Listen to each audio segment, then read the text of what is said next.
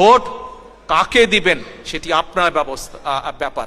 আপনি আমাকে ভোট দিবেন না, দিয়েন না, ডাজন্ট ম্যাটার। আমি আপনার ভোট বলছি না যে আমাকে ভোট দিতে হবে, আমি আপনাকে শুধু বলছি আমাকে সহযোগিতা করুন।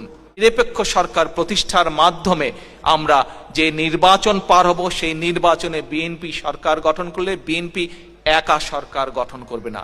কারণ আমার বক্তব্যের শুরুতে আমি দেশের যে সংক্ষিপ্ত ভয়াবহ চিত্র আপনাদের সামনে তুলে ধরেছি, এই চিত্র, এই দেশকে যদি এই চিত্র মুক্ত করতে হয়, তাহলে বাংলাদেশের যত রাজনৈতিক দল আছে যারা গণতন্ত্রে বিশ্বাস করেন, যারা বিশ্বাস করেন মানুষের ভোটের অধিকারে, যারা বিশ্বাস করেন মানুষের বাক স্বাধীনতায়, আমাদেরকে সকলকে একত্রিত কাজ করতে হবে।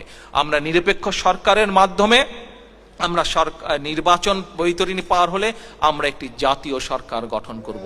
সেই জাতীয় সরকারে আমরা সেই জাতীয় সরকারে আমাদের সাথে যারা যারা থাকবেন, এই আন্দোলনে শরিক হবেন, তাদের সকলকে নিব। শুধু যে মন্ত্রিসভায় তারা থাকবেন, নট দ্যাট, সেটি উদ্দেশ্য নয়। উদ্দেশ্য কি? আমাদের দেশের দুর্নীতিকে আমরা কিভাবে নিয়ন্ত্রণ করব, দেশের বিচার ব্যবস্থা কিভাবে স্বচ্ছ হবে, দেশের আইন শৃঙ্খলা কিভাবে সঠিকভাবে কাজ করবে।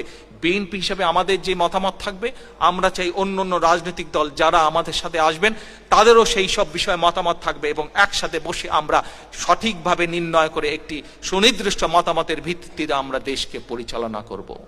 যে সকল ব্যক্তি আমাদের সাথে, যে সকল ব্যক্তি বা দল আমাদের সাথে জাতীয় সরকারে হয়তো আসতেন না, যে কোনো ব্যক্তি হয়তো আসবেন না, কোনো ইন্ডিভিজুয়ালস হয়তো আসবেন না, আমরা বলেছি আমরা দেশে উচ্চ কক্ষের একটি পার্লামেন্ট তৈরি করব, উচ্চ কক্ষ, পার্লামেন্টে উচ্চ কক্ষ তৈরি করব।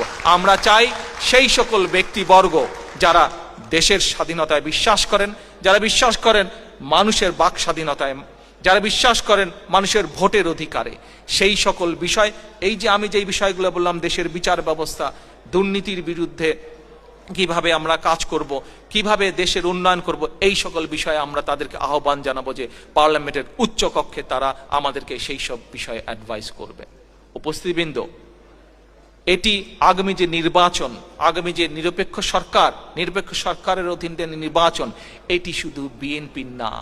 আজ অবস্থা এমন এক জায়গায় এসে দাঁড়িয়েছে, আজ বাংলাদেশের সকল মানুষ যারা গণতন্ত্রে বিশ্বাস করে, বারে বারে আমি একই কথা বলছি, যারা গণতন্ত্রে বিশ্বাস করে, যারা মানুষের বাক ব্যক্তি স্বাধীনতায় বিশ্বাস করে, আজ সময় এসেছে তাদের সকলকে ঐক্যবদ্ধ হওয়ার, সময় এসেছে প্রতিবাদ গড়ে তোলার।